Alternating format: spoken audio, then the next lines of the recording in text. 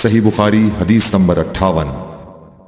جس دن مغیرہ بن شعبہ حاکم کوفہ کا انتقال ہوا تو جریر بن عبداللہ رضی اللہ تعالی عنہ خطبے کے لیے کھڑے ہوئے اور اللہ کی تعریف اور خوبی بیان کی اور کہا تم کو اکیلے اللہ کا ڈر رکھنا چاہیے، اس کا کوئی شریک نہیں، اور تحمل اور اطمینان سے رہنا چاہیے اس وقت تک کہ کوئی دوسرا حاکم تمہارے اوپر آئے، اور وہ ابھی آنے والا ہے۔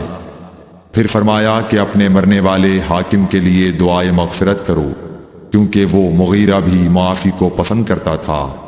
پھر کہا کہ اس کے بعد تم کو معلوم ہونا چاہیے کہ میں ایک دفعہ حضرت صلی اللہ علیہ وسلم کے پاس آیا اور میں نے عرض کیا کہ میں آپ سے اسلام پر بیعت کرتا ہوں۔